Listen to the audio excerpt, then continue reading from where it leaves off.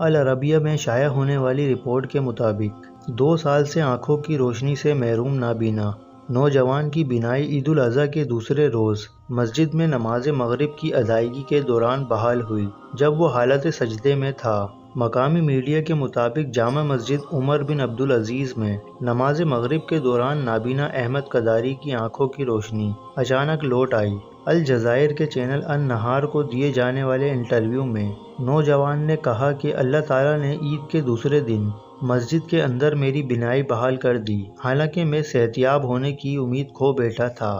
احمد قداری نے اپنے ساتھ پیش آنے والے واقعے کے حوالے سے مزید بتایا کہ وہ مغرب کی نماز کی ادائیگی کے لیے پیدل مسجد آیا تھا، جہاں اذان کا انتظار کرتے ہوئے اس نے حسب معمول تسبیح پڑھنا شروع کر دی اور اقامت کے بعد نمازیوں کے ساتھ قطار میں کھڑا ہوتے ہوئے دعا کی، اے اللہ مجھے بینائی عطا فرما۔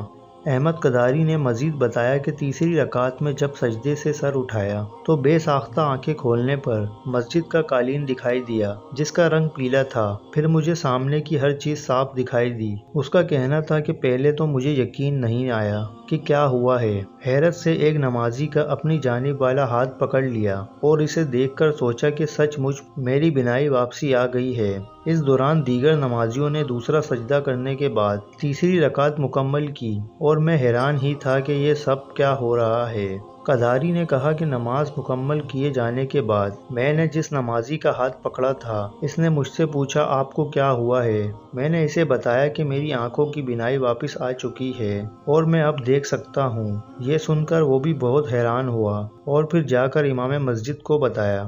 ناظرین، یوں تو ہم انسان، چرند پرند اور تمام کائنات اللہ تعالیٰ کے معجزے کا جیتا جاگتا ثبوت ہے، لیکن ہم انسان ناشکرے ہیں۔ ہمیں اللہ تعالیٰ کا شکر ادا کرنا چاہیے اور اللہ تعالیٰ پر یقین رکھنا چاہیے۔ اللہ تعالیٰ تمام مسلمانوں پر اپنی رحمتیں نازل فرمائے، آمین۔